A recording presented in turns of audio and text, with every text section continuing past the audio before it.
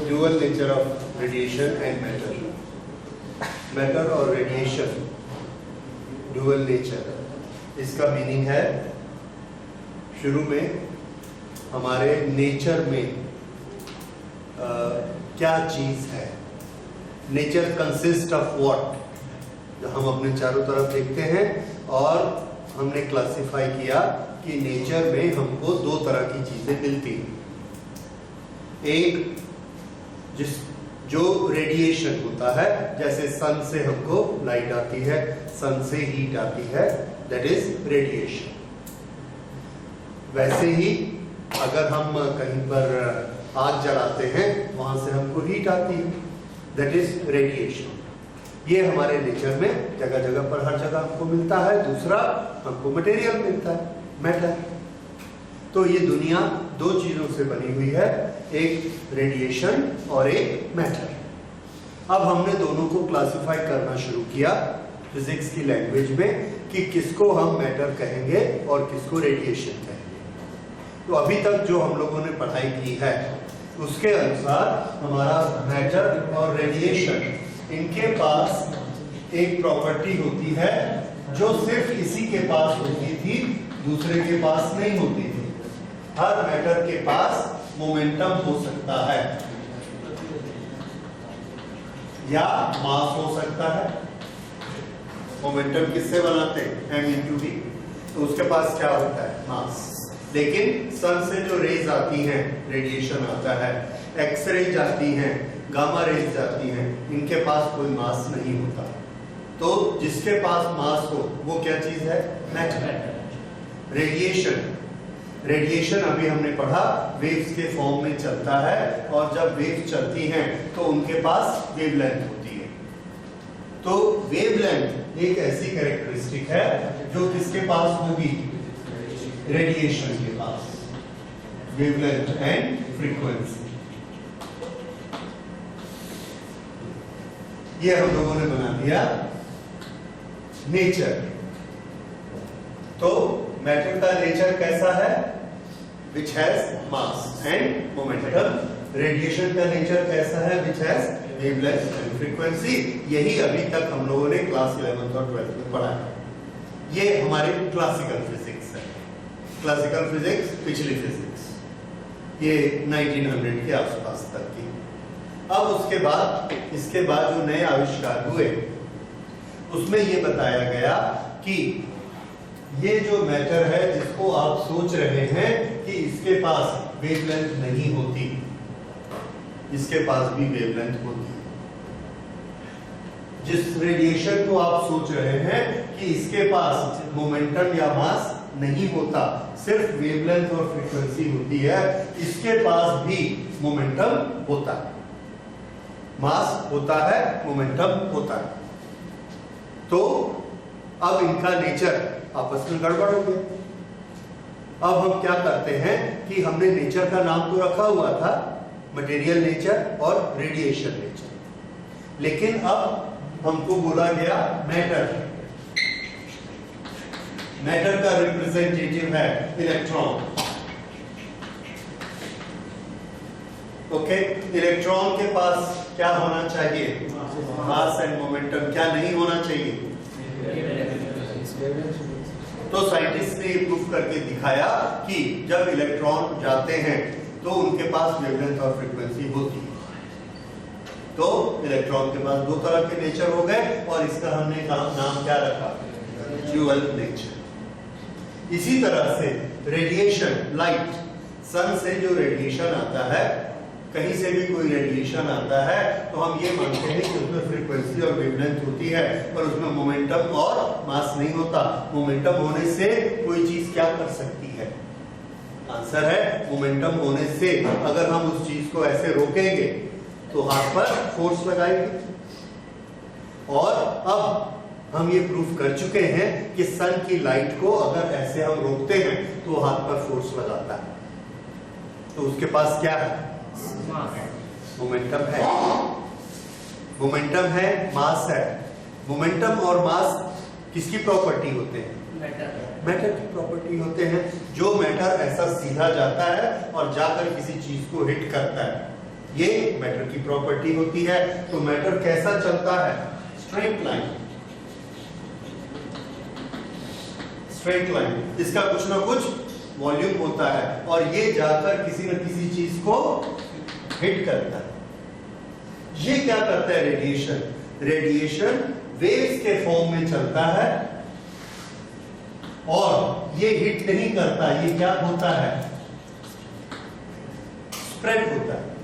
जैसे पानी में हमने पत्थर डाला तो लहर किस तरफ उठती है? चारों तरफ लहर ऐसे स्प्रेड होती है। और एक पत्थर को हमने फेंका, वो इधर उधर नहीं जाता, निशाने पे जाता है और जाके सीधा हिट करता है। पत्थर क्या नेचर है? मैटर है। और जो लहर उठ रही है वेव, वो कौन सा नेचर है? Radiation, wave nature. ये समझ में आ गया? ये हम लोगों का क्लासिकल पहले फंडा था। अब हमारा फंडा क्या हो गया कि अगर आप एक इलेक्ट्रॉन को, बहुत सारे इलेक्ट्रॉन को ऐसा फेंकते हैं तो वो इलेक्ट्रॉन भी वेव की तरह चलते हैं। अगर वो वेव की तरह चलते हैं तो वो यंग्स डबल स्लिट एक्सपेरिमेंट में ब्राइट फ्रिंज और डार्क फ्रिंज बना सकते हैं अगर वेव की तरह चलते हैं। तो अगर ऐसा हो गया कि वो बनाकर दिखाएं तो हम क्या मानेंगे कि वो कैसे चलते हैं? वेव्स की तरह चलते हैं। और ये एक्सपेरिमेंट किया गया, देखा गया कि इलेक्ट्रॉन ऐसा करते हैं। एक जगह पर ज्यादा इकट्ठे होंगे, उसके बाजू में गैप हो जाएगा, फिर एक जगह इकट्ठे होंगे, फिर गैप हो जाएगा, फिर एक जगह इकट्ठे होंगे। ये क्या चीज है? फ्रिंज का बनना। और वही दो स्प्लिट से हम इलेक्ट्रॉन की दो बीम भेज रहे हैं। इससे क्या पता लगा कि इलेक्ट्रॉन कैसे चलते हैं? वेव की तरह चलते हैं। और इलेक्ट्रॉन सीधा भी चलता है। तो नेचर फिर अब इसका कैसा? तो आंसर है ड्यूअल नेचर हो गया, दोनों तरह का नेचर हो गया। वैसे ही रेडिएशन वेव्स की तरह ऐसे फैलता था। हमने वेव फ्रंट के बारे में पढ़ा, उस वेव फ्रंट से हमने देखा इंटरफेरेंस होता है, हमको दिखता है लैब में, यंग स्लिट में। उस वेव से हमने बताया कि डिफ्रैक्शन होना चाहिए सिंगल स्लिट में, और एक्चुअल धूप में करके देखा डिफ्रैक्शन होता है। वेव से हमने बताया पोलराइजेशन होना चाहिए, और एक्चुअल देखा ग्लास से पोलराइजेशन करके देखा होता है। इसका मतलब पक्का है कि वेव नेचर है। लेकिन कुछ ऐसे एक्सपेरिमेंट किए गए जिससे ये बताया गया कि रेडिएशन का मटेरियल नेचर होता है। मटेरियल नेचर क्या है कि वो कैसा जाता है? गोली जैसे स्ट्रेट जाकर किसी चीज को हिट करेगा, उसके पास मोमेंटम होता है। जब ये हिट करता है इस पर फोर्स लगाता है। जैसे हम एक कुदाली लेके दीवार पर ऐसे हिट करते हैं, अगर हम कुदाली लेके दीवार पर ऐसे हिट करेंगे तो वहां से कुछ गिट्टी के, रेती के टुकड़े छिटकेंगे, ऐसे स्प्लैश होंगे। अगर हम ऐसे एक वेव फ्रंट लेकर जाते हैं और वॉल पर ऐसा मारते हैं तो उसमें से टुकड़े स्प्लिट नहीं होंगे। हमने यही किया। यहां पर एक मेटल रखा, इधर से एक टॉर्च से लाइट लगाई। जैसे ही लाइट जाके यहां पर हिट करती है, सूटेबल लाइट, हर लाइट ने, एक सूटेबल लाइट ने यहां जाकर हिट किया, यहां से इलेक्ट्रॉन ऐसे उड़ गया, निकल के उड़ गया। एक बल्ब लगाया हमने, वो सूटेबल लाइट नहीं थी, लेकिन बहुत सारी लाइट वेव फ्रंट ऐसे आके इस पे पड़ रहे हैं, ये पूरा चमक रहा है, 1 घंटे तक चमक रहा है, लेकिन इलेक्ट्रॉन नहीं निकलते।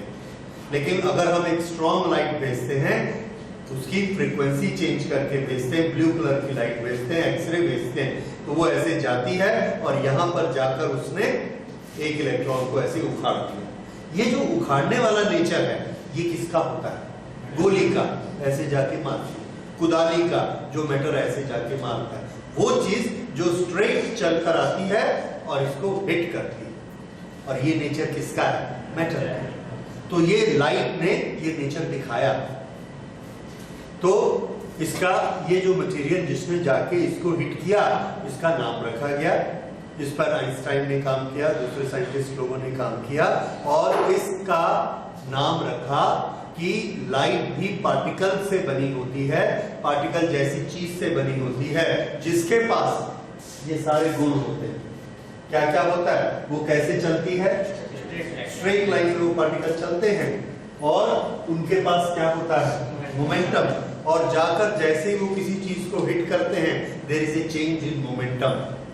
और न्यूटन सेकंड लॉ क्या कहता है, change in momentum is what, force.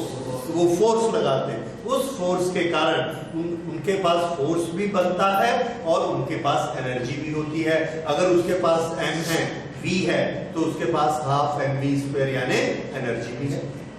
अगर उसके पास एनर्जी है, फोर्स है, तो वो जब जाके किसी सरफेस को ऐसे हिट करेगी तो इलेक्ट्रॉन को बाहर निकाल देगी। और ये लैब में उन्होंने करके दिखाया। तो अगर लैब में ये कर दिया गया और इस तरह से एक्सप्लेन कर लिया गया तो हमको मानना पड़ा कि लाइट कैसी जाती है, मटेरियल में जाती है। फिर उन्होंने उसका नाम रखा, उसका नाम उन्होंने रखा फोटोन।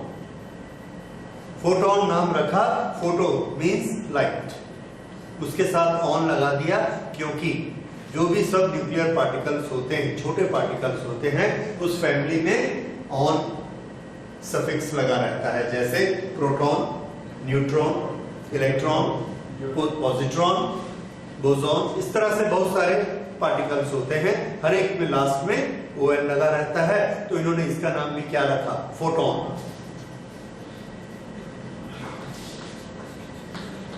फोटोन। और उसके बाद इन्होंने फोटोन को डिस्क्राइब किया कि फोटोन क्या होता है। होता तो लाइट है, पर लाइट का पार्टिकल होता है।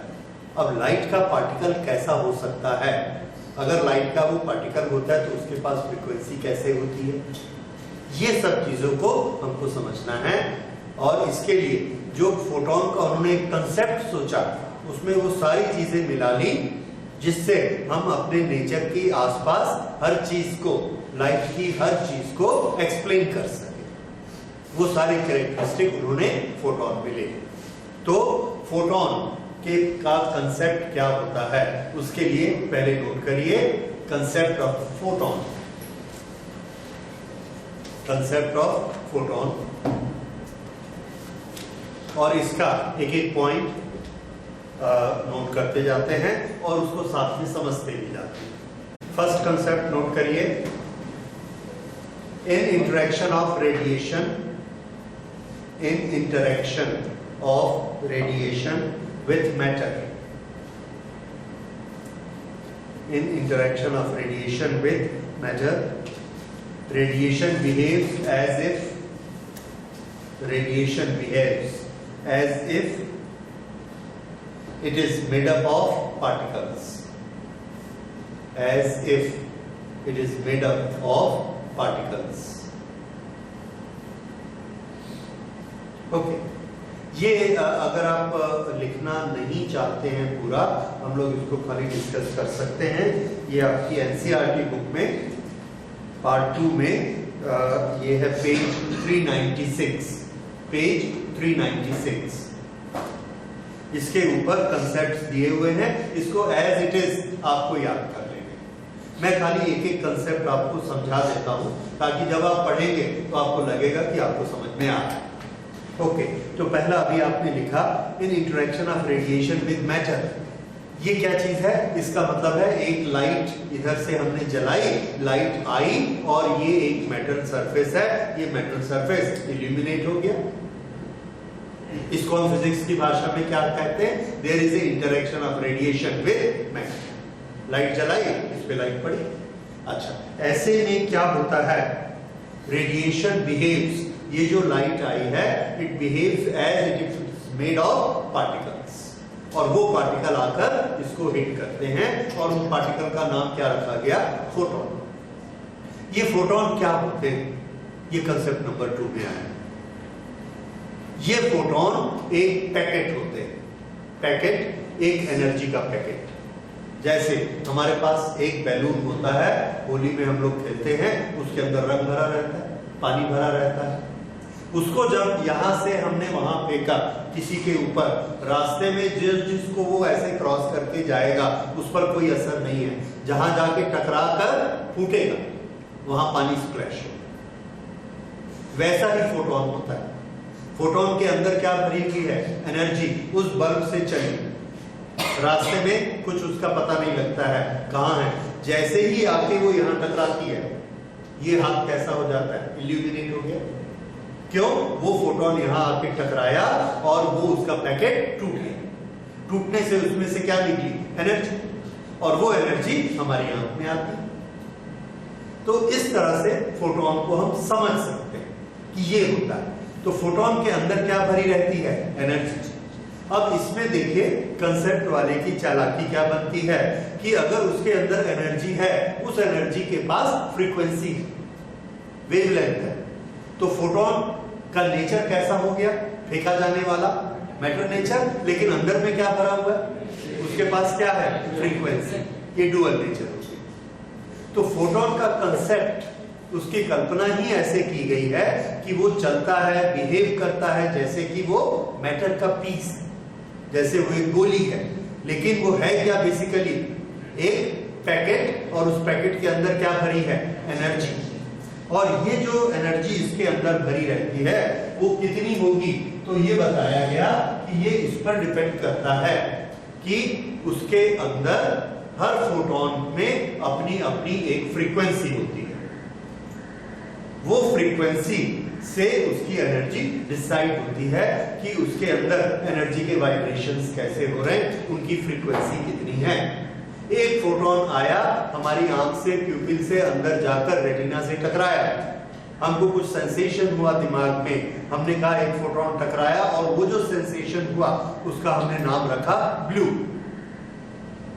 एक दूसरा फोटोन आया, वो आके रेटिना से टकराया, दूसरी तरह का सेंसेशन हुआ, उसका हमने नाम रखा रेड।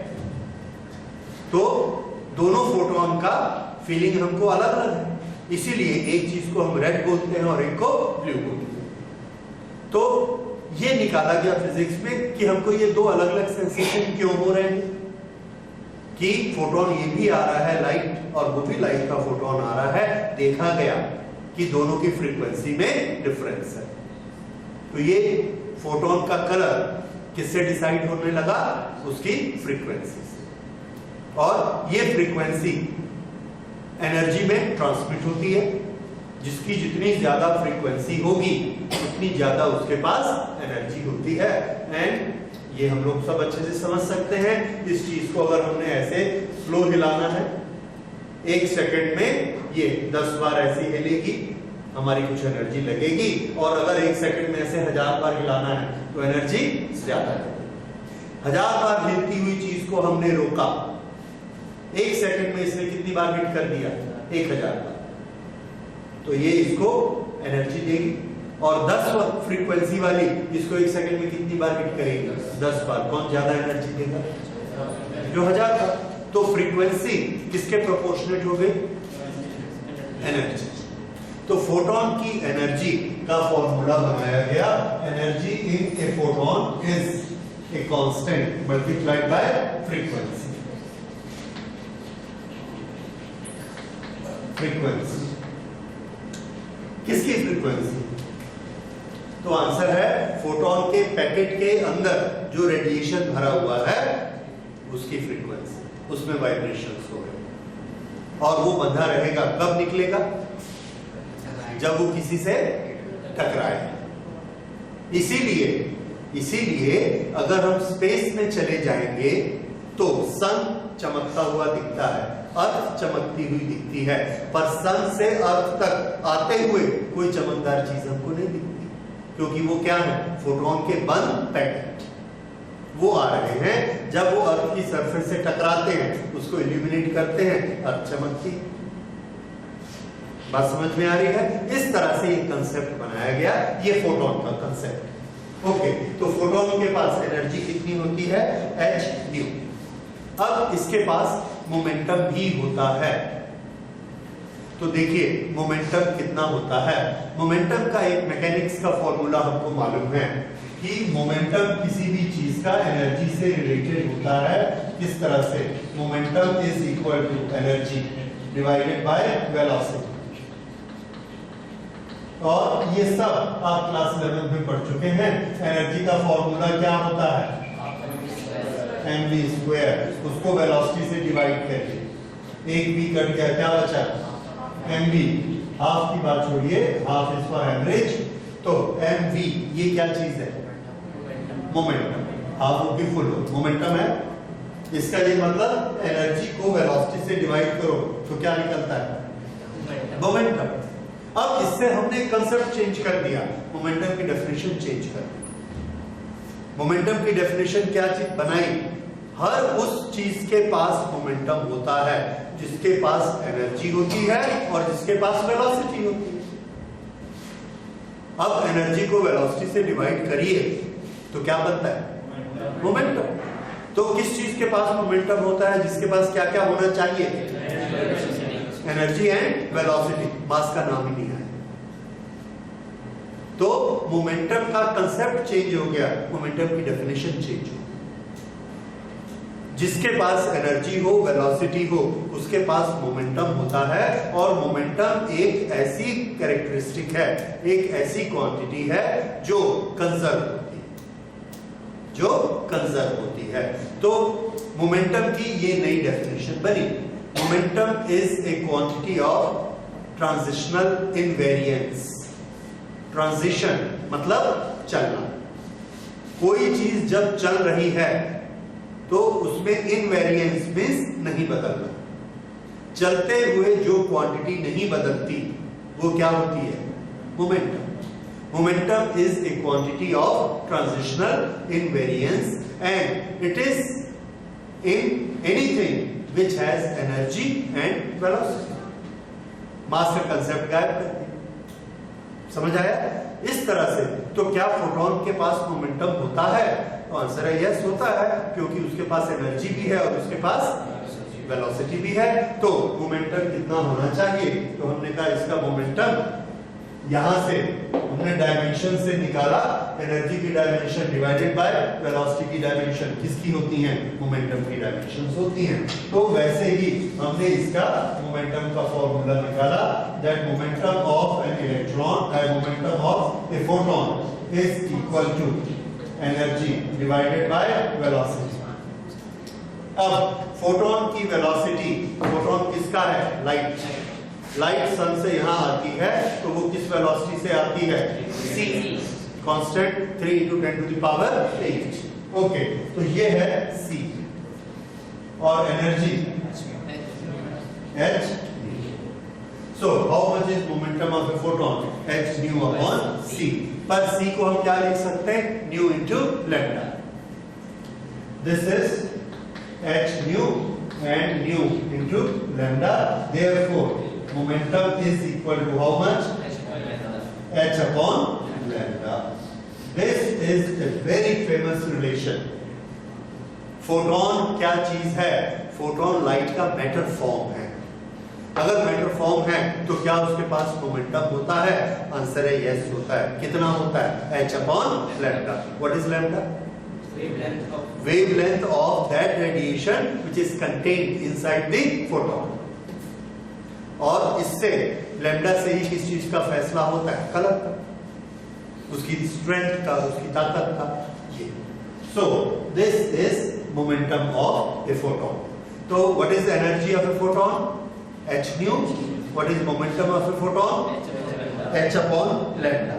ओके, ये दो चीज हो गई। अब उसके बाद हम लेते हैं इंटेंसिटी ऑफ लाइट क्या होती है, फोटोन से ये कैसे रिलेटेड होती है। यहां पर हमने एक पेपर रखा और इधर एक 40 वॉट का बल्ब जलाया और इस पे कुछ चमक आई। 40 वॉट को बल्ब तो देखते हैं ये चमकता है, इसके कारण पेपर भी चमकता है। उसको बंद करके हमने उसकी जगह 100 वॉट का बल्ब लगाया, वो ज्यादा चमकता है, पेपर भी ज्यादा चमकता है। हम ये कहते हैं intensity of the light has increase. Photon की भाषा में क्या होता है, फोटोन की भाषा में दो चीजें हो सकती हैं और आपको याद रखना है, उसमें एक करेक्ट है एक इनकरेक्ट है। पहली चीज ये हो सकती है कि ये बल्ब यहां पर पहले 100 फोटोन भेज रहा था, 100। उसके बाद हमने बल्ब चेंज किया, बड़ा बल्ब लगाया, येलो कलर का बल्ब था और 40 वॉट था। कितने फोटोन भेज रहा था, 100। अब उसकी जगह हमने उसको निकाला, फिर से येलो कलर का ही ताकि लैम्डा वही रहे, फ्रीक्वेंसी वही रहे। एक बड़ा बल्ब लगा दिया, एक बड़ा बल्ब लगाया, देखा बल्ब की चमक बढ़ गई, इसकी भी चमक बढ़ गई। तो हम क्या सोचते हैं, दो तरीके से। पहले इसका एक एक फोटोन एक एक एनर्जी लेके आ रहा था, 1 1 1। कितने फोटोन आ रहे थे? 100 फोटोन आ रहे थे। अब इसका हर फोटोन 2 एनर्जी लेके आता है। तो 100 फोटोन आए, फोटोन 100 है लेकिन एनर्जी कितनी है? 2 2 2। तो कितनी एनर्जी आ गई? 200। इसलिए ये ज्यादा चमकता है। This is one way of thinking. Other way of thinking is कि फोटोन तो वही है, उसकी एनर्जी एक ही है, लेकिन 100 की बजाय 200 फोटोन आ रहे हैं। तो कितनी एनर्जी आ गई? 200, इसलिए ज्यादा चमकता है। दोनों का अंतर समझ में आ रहा है? तो इन दोनों में से कौन सा कंसेप्ट ठीक है? तो इसमें जो ठीक कंसेप्ट है वो ये है कि एक कलर के फोटोन की एनर्जी नहीं बदलती। आप सोर्स की पावर कम लगाइए या सोर्स की पावर ज्यादा लगाइए, लेकिन ये पेपर जो पहले कम चमकता था अब ज्यादा चमकता है। इसका रीजन ये है कि पहले इसमें 100 फोटोन गिर रहे थे और अब इसमें 500 गिर रहे हैं, तो इसकी चमक बढ़ जाती है। तो चमक, इंटेंसिटी का रीजन क्या होता है? What increases? Number of photons increase. क्या हर फोटोन की एनर्जी बढ़ गई? Answer is no. फोटोन की एनर्जी नहीं बढ़ी। कैसे नहीं बढ़ी? अभी तक का हमारा नॉलेज कहता है, उसके बेसिस पर हम बोल सकते हैं नहीं बढ़ी, क्योंकि हमारा नॉलेज ये कहता है फोटोन की एनर्जी क्या होती है? h new. New is what? Frequency. Frequency का किससे पता लगता है? कलर से, वेवलेंथ या कलर से। ओके, पहले भी हमने येलो बल्ब लगाया था 40 वॉट का, अब भी येलो बल्ब लगाया 100 वॉट का, 200 वॉट का। इंटेंसिटी बढ़ गई, कलर बदला क्या? कलर अगर नहीं बदला तो फ्रीक्वेंसी नहीं बदली। अगर फ्रीक्वेंसी नहीं बदली तो एक फोटोन की एनर्जी नहीं बढ़ी। पर अगर फोटोन की एनर्जी नहीं बढ़ी तो फिर इसकी जो ज्यादा इंटेंसिटी हो गई है उसको हम कैसे एक्सप्लेन करेंगे? Number of photons have increased. ये समझ आ गया? ये इसका दूसरा कांसेप्ट हो गया। ओके, इसके बाद हम तीसरा लेते हैं। अच्छा, इससे हमको ये समझ में आया कि फोटोन की एनर्जी इंटेंसिटी से कोई रिलेशन नहीं रखती है। जैसे हमने एक बल्ब जलाया, यहां पर कुछ इंटेंसिटी आई, फिर दूसरा बल्ब भी जला दिया, इंटेंसिटी बढ़ गई, तो क्या पर फोटोन की एनर्जी बढ़ी? नहीं बढ़ी। So energy of a single photon is independent of the intensity. सुबह 6 बजे हमने देखा जमीन पर लाइट है, इल्यूमिनेशन है। 12 बजे देखा, फिर इल्यूमिनेशन है, लेकिन बहुत बढ़ गया, धूप पड़ने लगी। तो हम क्या कहेंगे? फोटोन की एनर्जी बढ़ी या नंबर ऑफ फोटॉन्स बढ़े? नंबर ऑफ फोटॉन्स बढ़ रहे, लेकिन पर फोटोन एनर्जी नहीं बढ़ी। पर फोटोन एनर्जी कब बढ़ती है? जब क्या बढ़ेगा? फ्रीक्वेंसी। इसका ये मतलब है कि अगर हमारे पास रेड फोटोन है और हमारे पास ब्लू फोटोन है, तो एनर्जी किसकी ज्यादा होगी? ब्लू की ज्यादा होगी, क्योंकि उसकी फ्रीक्वेंसी ज्यादा होगी। तो एक फोटोन की एनर्जी बढ़ाने के लिए क्या चेंज करना है? Colour, frequency. ठीक है? और टोटल इंटेंसिटी, टोटल लाइट बढ़ाने के लिए क्या करना है? नंबर ऑफ फोटॉन्स को ज्यादा इंक्रीज करना है। अदरवाइज आप थोड़ा सा ही बढ़ा पाओगे। रेड से ब्लू करोगे फोटोन को, थोड़ी सी एनर्जी बढ़ेगी, बहुत ज्यादा अंतर नहीं आएगा। ठीक है? तो ये होता है फोटोन का कलर। कलर क्या डिसाइड करता है? इंडिविजुअल फोटोन की energy. Intensity, individual intensity, individual photon की एनर्जी से इंटेंसिटी इफेक्ट नहीं होती। वो किससे होती है? Total number of photons.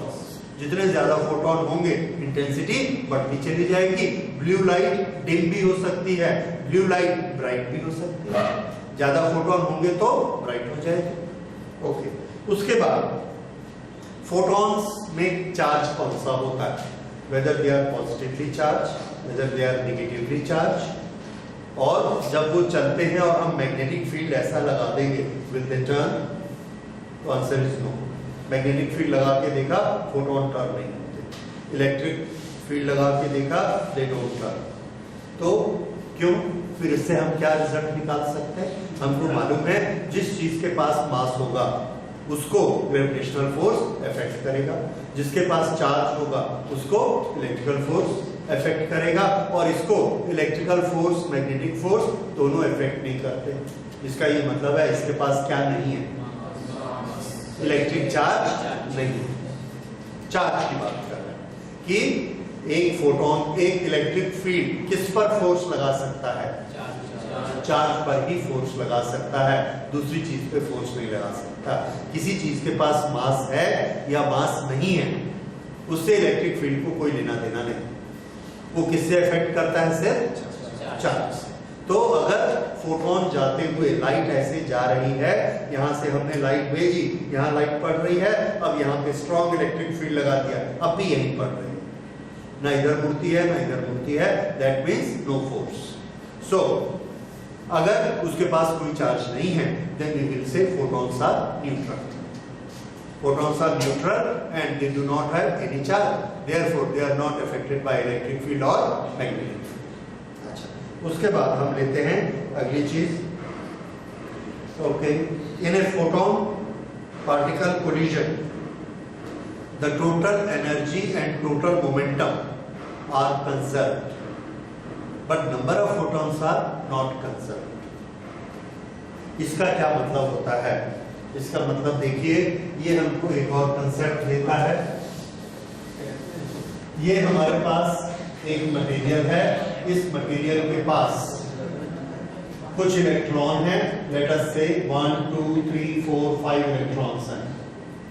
ये 5 इलेक्ट्रॉन्स के पास कुछ एनर्जी है, लेट अस से इनके पास एनर्जी है 10, और इसके पास कुछ मोमेंटम है, लेट अस से द मोमेंटम इज 6। अब यहां से लाइट आती है, मींस लाइट के फोटोन आते हैं।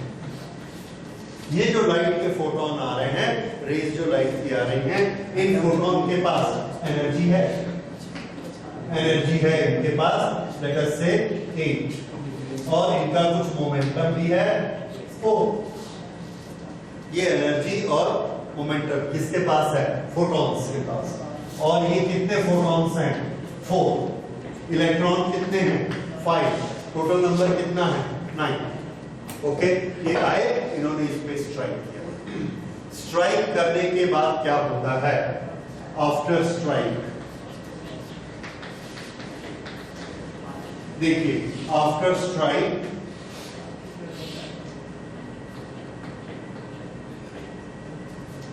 नंबर ऑफ इलेक्ट्रॉन्स कितने हैं?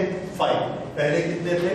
5, अभी भी 5। अब इसकी एनर्जी हमने हर एक की काउंट की, काउंट करके सबका टोटल कर लिया, और ये एनर्जी हमको मिलती है 18। फिर सबका मोमेंटम, सबकी वेलोसिटी बढ़ चुकी है, सबका मोमेंटम बढ़ चुका है। अब इन सब के मोमेंटम को हमने टोटल करके काउंट किया, कितना हो गया? 10। नंबर ऑफ इलेक्ट्रॉन को काउंट किया तो कितने इलेक्ट्रॉन्स हैं? 5। नंबर ऑफ प्रोटॉन्स को कैलकुलेट किया, सॉरी, नंबर ऑफ फोटॉन्स, ये कहां गए? Photon absorb. तो फोटोन इसमें क्या हो गए? एब्सॉर्ब। यहां पर 4 फोटॉन्स थे और 5 इलेक्ट्रॉन्स थे। अब देखिए, ये before collision, after collision. Before collision और आफ्टर कोलिजन में एनर्जी ऐड करिए, आगे एनर्जी इज कंजर्व।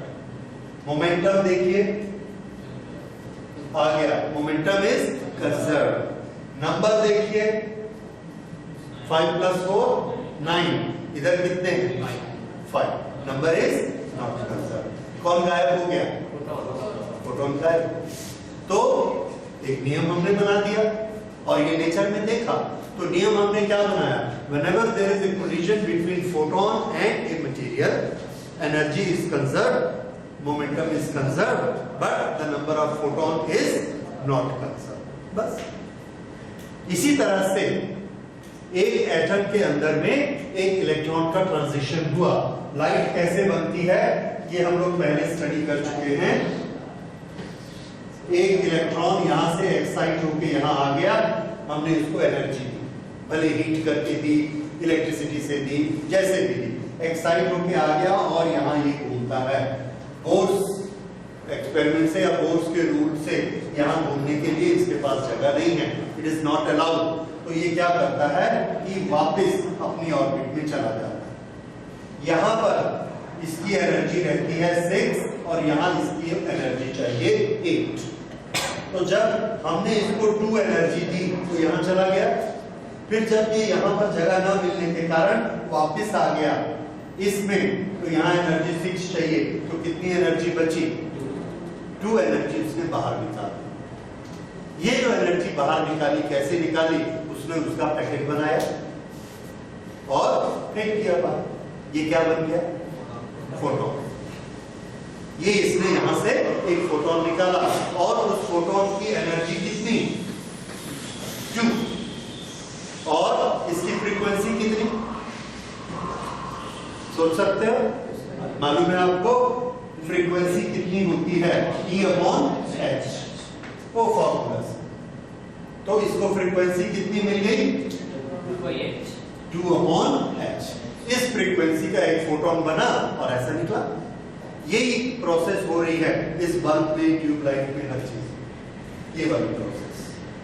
अब देखिए यहां पर 1 इलेक्ट्रॉन था, इसके पास एनर्जी कितनी थी? 8। ये प्रोसेस होने के बाद इसकी एनर्जी कितनी रह गई? 6।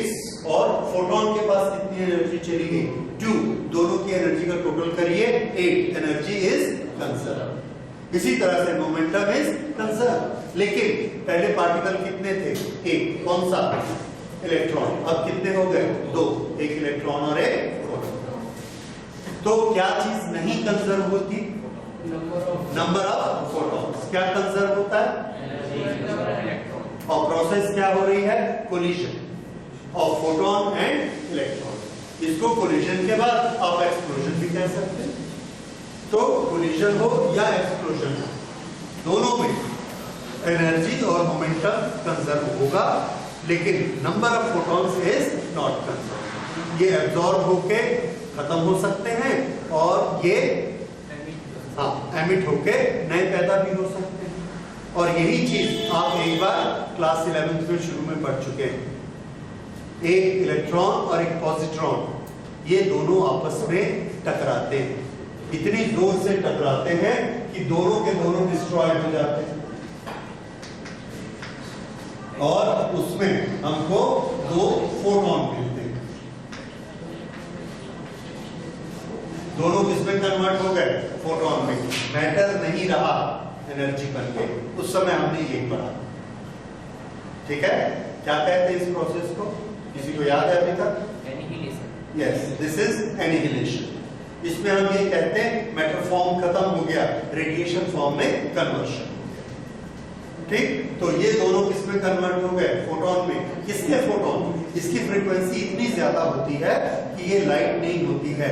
These are gamma rays. तो गामा के फोटोन ये कन्वर्शन होता है। These are photons of gamma. Okay, तो ये हो गया फोटोन और मटेरियल इलेक्ट्रॉन, इन दोनों के कोलिजन के बारे में। सो ये हमने 5-6 कंसेप्ट डिस्कस किए। इससे आपको फोटोन काफी कुछ उसका समझ में आ गया कि फोटोन होता क्या है और किस तरह से ये काम करता है। ये सारे रिजल्ट हमने निकाले कैसे? तो इसके लिए एक एक्सपेरिमेंट किया गया। पहले सोचा गया बहुत, जो कि आपने साइंटिफिक प्रोसेस में पढ़ा 11th में, कि हमारे पास 6 स्टेप होते हैं। पहले हम किसी चीज को देखते हैं, सोचते हैं, अपना नियम बनाते हैं, फिर उसके बेसिस पे नेचर में क्या हो रहा है उसको देखते हैं, फिर उस एक्सपेरिमेंट को लैब में रिपीट करते हैं, रिपीट करके प्रेडिक्शन करते हैं। ये सारा दैट इज साइंटिफिक प्रोसेस। ये सारी साइंटिफिक प्रोसेस हुई। और इसमें सबसे इंपॉर्टेंट चीज क्या होती है? लैब का एक्सपेरिमेंट। लैब के एक्सपेरिमेंट में वो चीज दिखनी चाहिए जो आप अपनी थ्योरी में बता रहे हैं। जब तक वो नहीं होगा तब तक उसको लॉ नहीं माना जाएगा।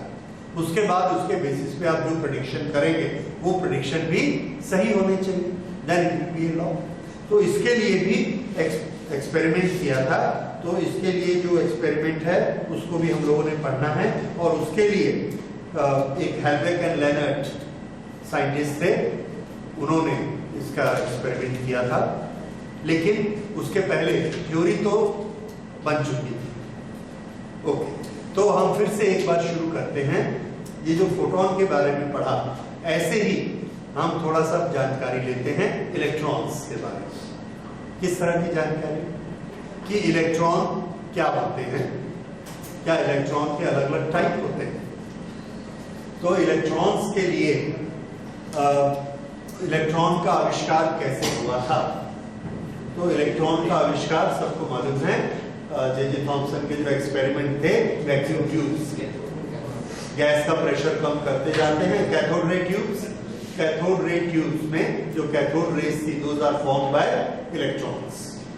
ओके, तो उसमें हमने क्या बनाया था, एक इलेक्ट्रिक फील्ड, एक तरफ प्लस एक तरफ माइनस, और वो प्लस इतना स्ट्रॉन्ग था कि उसने गैस के एटम्स में से इलेक्ट्रॉन को खींच लिया। और वो इलेक्ट्रॉन जो ऐसा चले, उन्होंने बाकी एटम के साथ टकराकर लाइट बनाई, चमके, उसका नाम क्या दिया गया, कैथोड रे, क्योंकि वो गर्म होके चमक रहे थे, कैथोड रे। और बाद में दूसरे एक्सपेरिमेंट हुए, उस कैथोड रेस का E/m रेशियो निकाला गया, उसका E निकाला गया, उसका मास निकाला गया, सारी प्रॉपर्टीज उसकी स्टडी की गई और उसका नाम क्या रखा गया, इलेक्ट्रॉन। ठीक है, तो ये एक तरह के इलेक्ट्रॉन का पहले आविष्कार हुआ। These are made by electric field. तो ये हैं इलेक्ट्रॉन्स। तो जनरेशन ऑफ इलेक्ट्रॉन्स, उसमें देखिए अब हम करते हैं इलेक्ट्रॉन्स। फर्स्ट टाइप के जो इलेक्ट्रॉन हैं, by generated by electric field.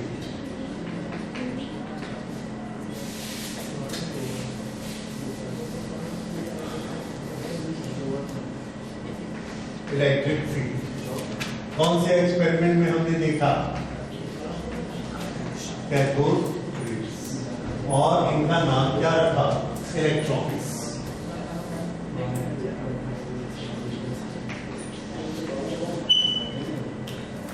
ये कहां होते हैं, आंसर है एटम के अंदर होते हैं। तो एटम के अंदर जो भी थॉमसन ने मॉडल बनाया था या दूसरे लोगों ने बनाया कि एटम के अंदर जो इलेक्ट्रॉन होता है उसको हम बाहर कैसे निकाल सकते हैं। उस एटम को बाहर निकालने के अलग अलग एक्सपेरिमेंट हुए। पहला जो एक्सपेरिमेंट था उससे जो हमने बाहर निकाला, that is with help of electric field, और इसका नाम क्या रखा गया, cathode rays. Cathode rays experiment. ये जो चीज बाहर निकली, दीज आर इलेक्ट्रॉन्स। इस तरह से जब इलेक्ट्रॉन बाहर निकलते हैं तो इस प्रोसेस को हम बोलते हैं field emission. Emission is emit, coming out, field is by applying electric field. तो इलेक्ट्रॉन हमको मिले किससे, फील्ड एमिशन से। Field emission is one process which gives the electrons out. दूसरा हम करते हैं thermal emission.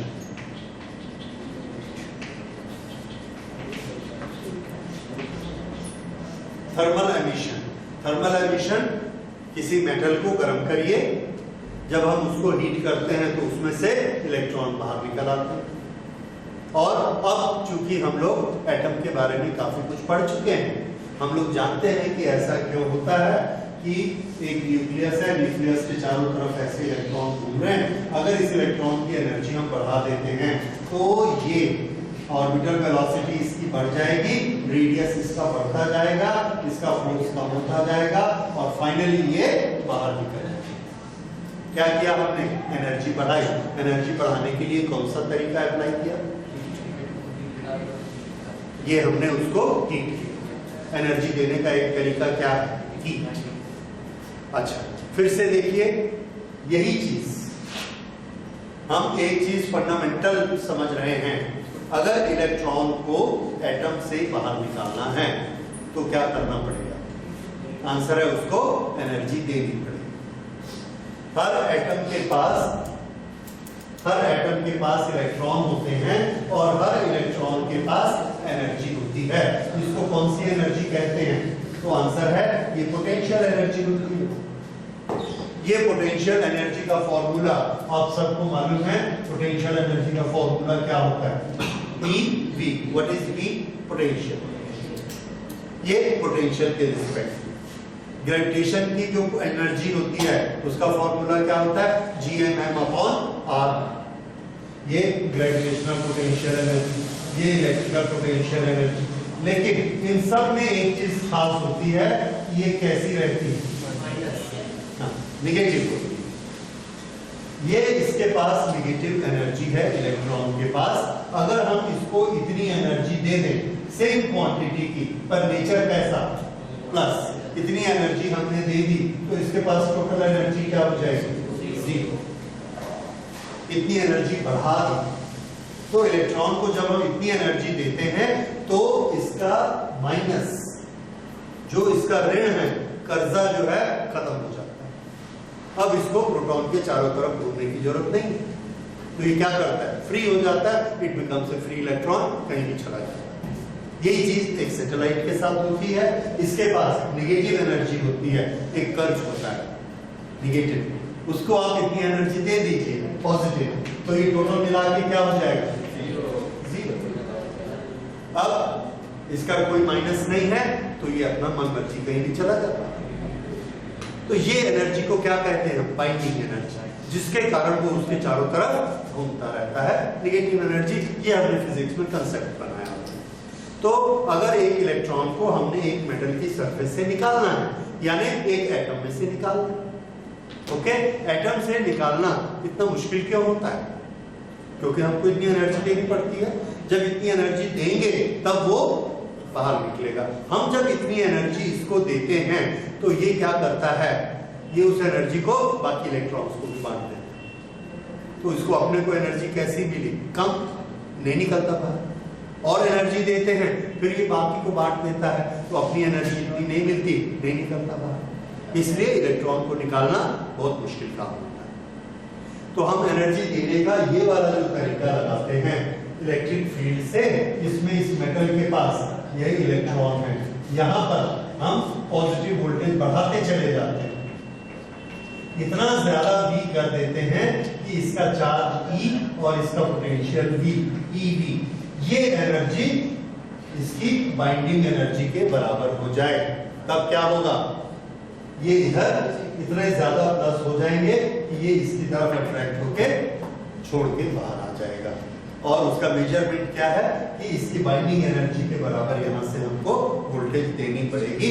And this voltage is around 10⁸। इतना यहाँ पर हमको स्ट्रॉन्ग इलेक्ट्रिक फील्ड बनाना पड़ता है।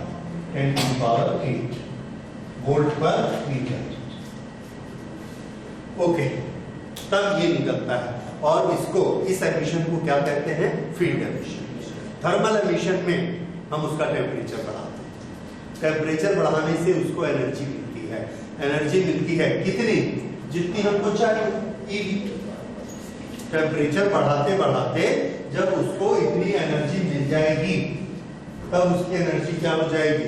0, और वो बाहर निकल आएगा। दूसरे तरीके से सोचिए, जब हम एनर्जी बढ़ाई देंगे तो उस एनर्जी से उसकी वेलोसिटी बढ़ेगी, और जब उसकी वेलोसिटी बढ़ेगी तो 12mv² के फॉर्मूले से उसकी एनर्जी बढ़ेगी। वो एनर्जी बढ़ते बढ़ते बढ़ते जब माइनस एनर्जी के बराबर पहुंचेगी तो वो इलेक्ट्रॉन अपनी ऑर्बिट से बाहर निकल जाएगा। इस तरह से एनर्जी की जरूरत पड़ती है। अब ये जो एनर्जी है, energy means what? Work done. Work done, ये हम वर्क करते हैं इलेक्ट्रॉन पर और वो अपनी सरफेस से बाहर निकल आता है। एक इलेक्ट्रॉन किसी मेटल का बाहर निकलेगा, हमने कुछ वर्क किया तो लेकिन अगर हमने मेटल बदल दिया, दूसरा मेटल लिया, तो फिर हमने उस पर वर्क करके देखा तो उतने वर्क में वो बाहर नहीं निकला, हमको ज्यादा वर्क करना पड़ गया। तीसरा मेटल लिया, उसमें कम वर्क करना पड़ा। तो हम क्या देखते हैं, हर मेटल का अपना अपना नेचर होता है, उसके इलेक्ट्रॉन को बाहर निकालने के लिए हमको अलग अलग वर्क करना पड़ता है। तो हमने ना इसको एक क्वांटिटी बना दिया और इसका नाम हमने रखा work function. Work function, work function को हम फाई नॉट भी लिखते हैं, कोई राइटर इसको W नॉट भी लिखते हैं, वर्क फंक्शन।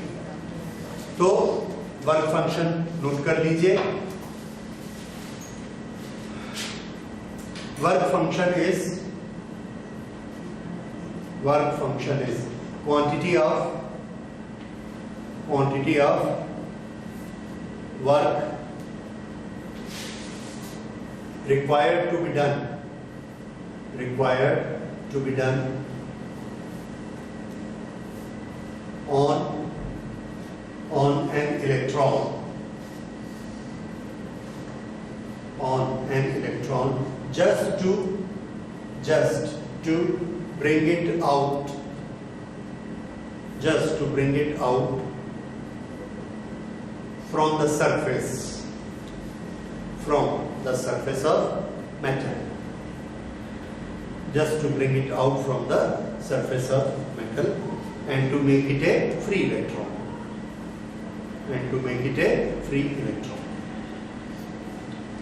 ओके। क्या आपने वर्क के आगे मिनिमम लिखा? नहीं, लिख लीजिए मिनिमम वर्क रिक्वायर्ड। जैसे हमको इस सरफेस में से इलेक्ट्रॉन निकालना है, निकालने के लिए चाहिए सिर्फ 100 इलेक्ट्रॉन और हमने दे दिया 150, तो भी निकलेगा। फिर क्या करेगा? 150 से निकलेगा, 100 किसमें खर्च हो गया? बाहर खींचने में, बाकी 50 के साथ चलना शुरू कर देगा। तो इसका वर्क फंक्शन 150 नहीं होगा। अगर हम 101 देंगे तो भी निकलेगा, 100 देंगे तो भी निकलेगा, 99 देंगे तो नहीं निकलेगा। So minimum work required to be done so that it crosses the surface. Surface के अंदर मान लीजिए इस सरफेस से निकालना है, यहां से इलेक्ट्रॉन को चलाकर हम यहां तक लाए, यहां खर्च हुआ हमारा 5 इलेक्ट्रॉन वोल्ट, फिर यहां से सरफेस पार कराया, 100 और खर्च हुआ और हमने इसको दिया 150, तो बाकी 45 लेके ये ऐसा भाग गया। तो वर्क फंक्शन कितना हुआ? 500 की 45? 100। क्यों? उस वाले वर्क को लेना है जो इस सरफेस के इधर वाले इलेक्ट्रॉन को इधर कर, बस अंदर जो चला के लाया वो वर्क फंक्शन का हिस्सा नहीं है। बाहर जो इसको काइनेटिक एनर्जी में कन्वर्ट हो गया वो भी वर्क फंक्शन का हिस्सा नहीं है। वर्क फंक्शन में सिर्फ कौन सी एनर्जी कैलकुलेट की जाती है? Which is required to bring it right from inside the surface to outside the surface, ये वर्क फंक्शन, ठीक है। तो work function for a metal is a constant, note करिए। Work function for different metals is different, work function for different metals is different. It is maximum for platinum. It is maximum for platinum as 5.65 electron volt. 5.65 electron volt. Electron volt आप समझते हैं? It is a unit of energy. Unit of energy. Okay. तो 5.65 electron volt platinum के एक electron को बाहर निकालने के लिए एनर्जी चाहिए। अच्छा, फिर लिखिए it is minimum for caesium, it is minimum for caesium which is 2.14 eV, 2.14 eV, ठीक है। और किसी मेटल का देखना हो तो चार्ट आपकी बुक में है, ये आपको किसी भी बुक में मिल जाएगा, हर बुक में रहता है, and you will come to know. तो थोड़ा सा आपको ये याद रखना है कि जो हल्के मेटल होते हैं जिसका एक इलेक्ट्रॉन बाहर होता है, जैसे सोडियम, पोटेशियम, इन सब के वर्क फंक्शन कम होते हैं।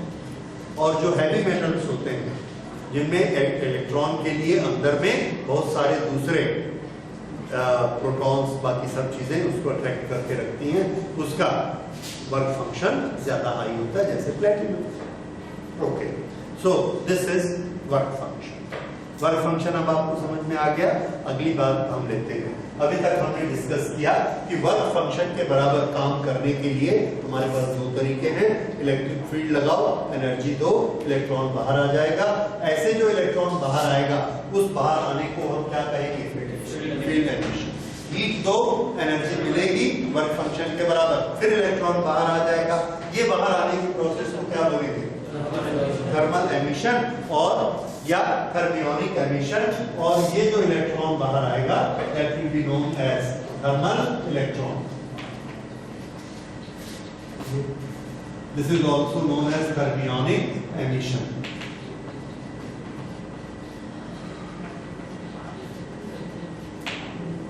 ओके, अब तीसरा मेथड। तीसरा मेथड जो है, हमको तो एनर्जी देनी है। अब हम क्या करते हैं? सन से जो लाइट आती है, फोटोन लेकर, फोटोन के पास एनर्जी होती है कितनी? h। ये एक इलेक्ट्रॉन है और एक इलेक्ट्रॉन पर एक फोटोन आके ऐसे स्ट्राइक करता है, एब्जॉर्ब हो गया, उसने अपनी एनर्जी इसको दे दी, उसने अपनी एनर्जी इसको दे दी। अगर वो एनर्जी वर्क फंक्शन से ज्यादा होगी तो ये क्या करेगा? बाहर आ जाएगा। और वर्क फंक्शन से कम होगी तो नहीं आ पाएगा, हीट हो जाएगा या कुछ भी करेगा लेकिन बाहर नहीं आएगा। इस तरह से भी हम इलेक्ट्रॉन को बाहर निकाल सकते हैं। तो ये एक और तरह का एमिशन हो गया। ये किससे हुआ? फोटोन से। फोटोन से हुआ, किस पर हुआ? इलेक्ट्रॉन पर हुआ। तो इसका हमने नाम रखा photo electric emission.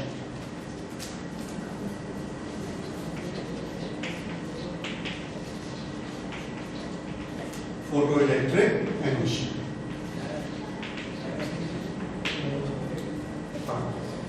Photo electric emission क्या होगा? When light of a suitable frequency, note कर लीजिए, when light of a suitable frequency strikes a metal surface,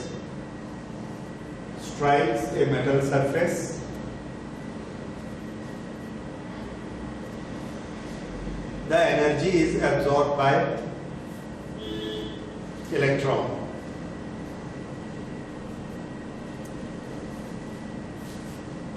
And if this energy is more than work function,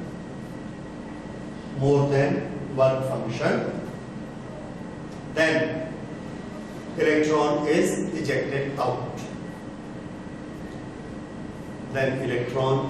ejected out.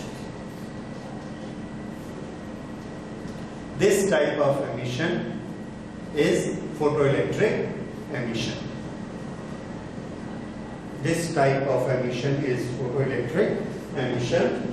And the electron which is ejected out is called photoelectron.